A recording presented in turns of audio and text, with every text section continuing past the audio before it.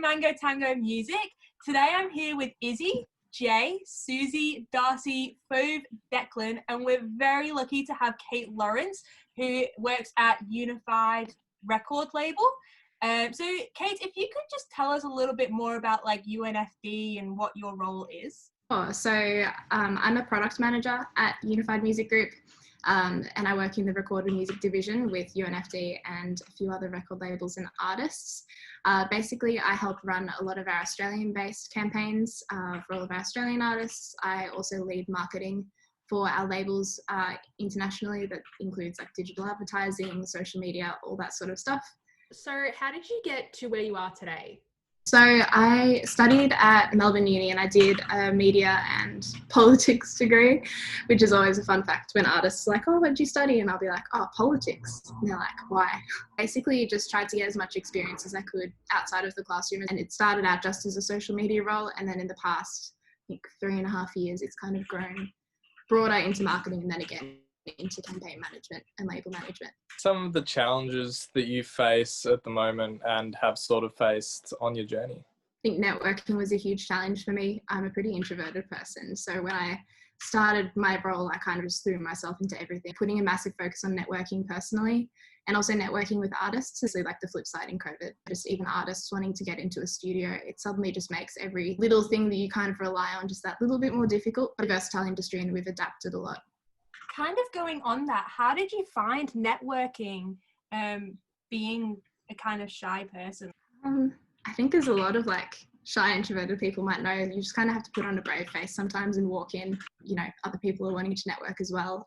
Obviously having like structured moments, things like Big Sound, things like Changes down here in Melbourne, those are obviously great opportunities and they're great times to like set up all of your meetings, like do those cold emails, do those cold calls and be like, can I get a coffee with you? Don't be afraid of like a cold email, or if you think that something is going to like make you seem a little bit too forward, just run with it. And yeah, just doing that. And also like obviously if you already work in a company or work with a group of people, leveraging the people that they know as well. Like quite often I would just ask my boss, like, what meetings are you going today? Can I come along? Even if I'm just like sitting in the corner and listening to the conversations. I'd love to know, I guess, what some of your highlights have been in your role or throughout your career. Yeah, I had a lot of highlights. I think that obviously I've been so lucky to work with bands that have gotten really great chart results, or I've worked with North Lane who've won 3 ARIA awards now. So that's always like a great like top line, I've done this. I think just watching bands like nail what they want to do. We're all here to just help them achieve what they want. And so, yeah, going on to shows, celebrating those album releases and charts and things like that. Just back a little bit, just touching on COVID a little bit. Obviously, like there's no events, there's no gigs, we can't go out, we can't see live music, so we can't discover new bands, new talent. How do you go about, apart from that, finding new talent for the label? Yeah, I suppose we're pretty lucky that we work in quite a niche kind of music, particularly with UNFD. It's a label that has predominantly heavy artists, so metalcore, hardcore, punk, pop punk. And it kind of means it's a really like insular and intimate community. There's still a lot of ways to be discovering bands, or, you just see them pop up on Facebook. I think there's great channels like on YouTube that upload videos of unsigned artists, so we keep an eye on those. And a lot of it is obviously just word of mouth, that sort of thing. And obviously like things like Triple J Unearthed in Australia as well have been really amazing, not just for us, but obviously for all the artists that have been picked up off that. It's such a great platform and obviously leans towards fan engagement heaps, and it helps bands really like find a fan base and motivate them to rate tracks and download them and things like that. So that's always a huge sign for us if a band has a really engaged fan base.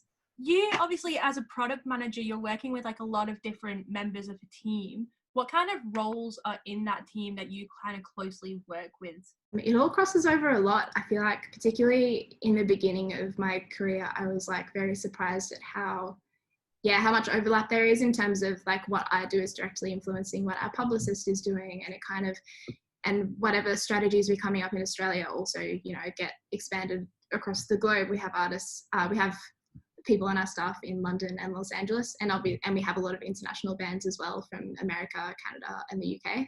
Yeah, there's a fair bit of overlap. I would say like between marketing and publicity, there's obviously a huge overlap. I think that the stories that can be told in a release apply both to what's being put in like a bio or a press release, but also in how you're communicating online, social media, and campaign rollouts and things like that. So I'd say publicity is probably the biggest overlap for me. And then obviously as a product manager, I'm kind of overseeing all of the physical product and also all the digital product. So how we're pitching our tracks to Spotify and other services. Obviously we're wanting to communicate the best story and put our best foot forward there. And then our plans for like physical products like vinyl and where that's being sold, if that's being sold on our own store or like a JB Hi-Fi. If you were taking a artist who was very new, you know, under 1,000 followers on any social media, very fresh, what are maybe the 3 main or first publicity marketing strategies that should be undertaken for that artist? I don't think there's enough focus that you can put on like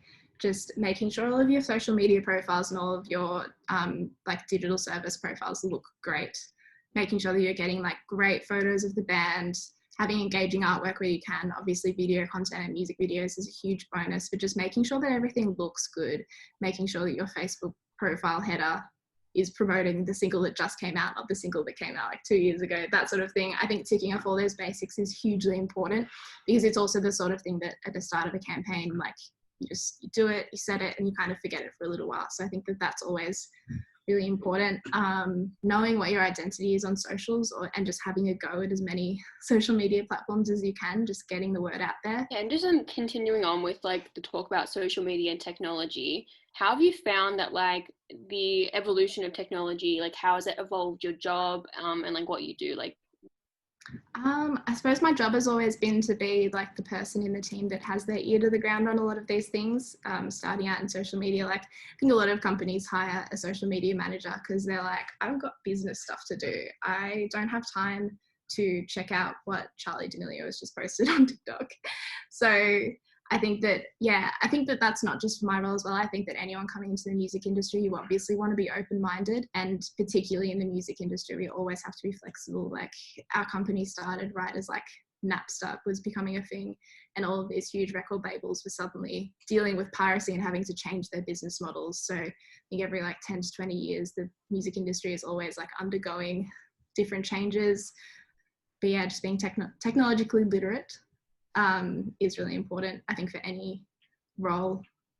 Just with that, like streaming and that side of things, with the physical copies and all of that, there's obviously been a decline in physical copies and like an increase in more streaming services.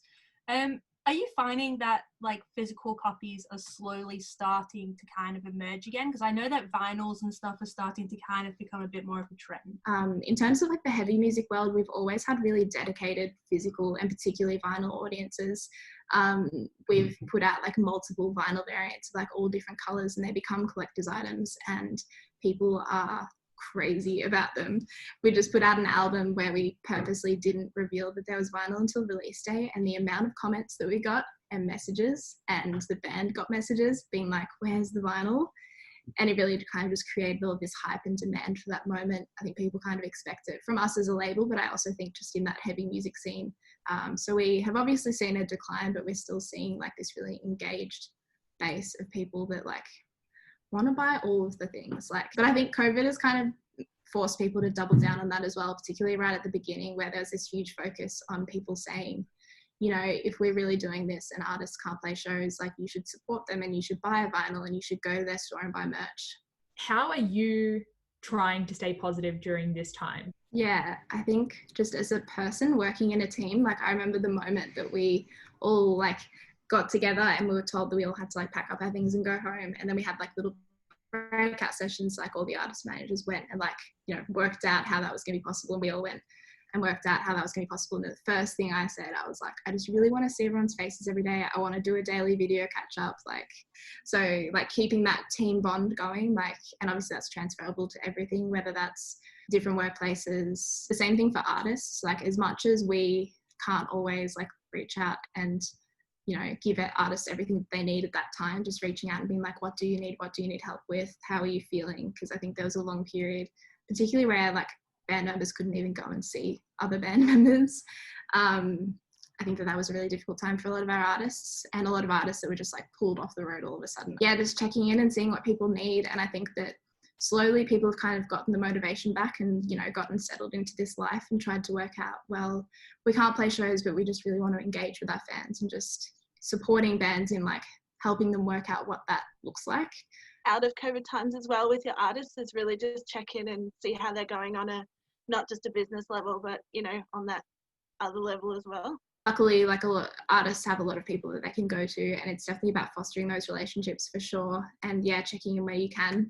It's not for us like we must have a personal relationship with every single person in the band, but I think just giving them the tools that they need to succeed, and also just, you know, yeah, letting them know that like if you do need something, you can reach out personally. It's not always just business as usual. I'll go through my artist manager to contact you or something like that. I'm definitely pretty flexible. I know there's a school of thought that is like, when you finish work for the day, like you turn your emails off and you turn off your messages. But like if an artist reaches out to you, like you can totally reply, and it's not going to be like, oh, I'm back to work. Like I'm talking to some of my artists like all of the time, and it's not always about work stuff either. It's just about random stuff. So it is pretty easy as someone working in the industry to get burnt out as well. So as much as you want to like extend that olive branch, you should also just like check in with yourself as well. I was just wondering, do you have any advice for students, both in general, but also wanting to work in the music industry, specifically like in record labels, like tips, advice, or just like what works specifically to look for when you're looking for internships and things like that? Yeah, trying to think out of the box with some of those opportunities is really great. In terms of when it comes to like interviews and actual real big person jobs, I was pretty lucky. This was like the one job interview that I did, and then they asked me back for a second interview, and I was like, oh cool, I'll see what a second interview is like, not thinking that I would get the job at all. But for me, it's like a lot of research about the company that you're applying for or the organization. But yeah, just finding those things that you can speak about so that so that the person that's interviewing you is like, oh, okay, you do know what I do. And I have those, and the other thing that I would say like in general is like have a really good question, because like at the end of an interview, they'll be like, oh, do you have any questions about the role? And you should always have like a really knockout one that you can take into any interview. And mine is, what's your favorite part about your job? Kind of interested just in what some of your favorite projects that you've worked on recently are. Well, it's like choosing between my non-existent children. So a couple of weeks ago, we put out the Yours Truly record, Self-Care. That's one that I've worked really closely with. Kind of regardless of the music, if they're nice people, you know that it's going to go well. I'm working with Hands Like Houses, and they just got this huge deal with Fox Footy and Fox League, and they're like the official theme song of the grand final series. Yeah, honestly, just all of our local bands like being recognised globally, like the Thornhill album that we did last year has gone really well. Worked on a lot of different stuff. So when I first started, it'd be like 1 hour on like hardcore punk music, and then next hour folk music. With the international, like you breaking that local kind of artist into an international scene. Building the artist at home first, of course, in the case of Australian artists, like building the story in Australia.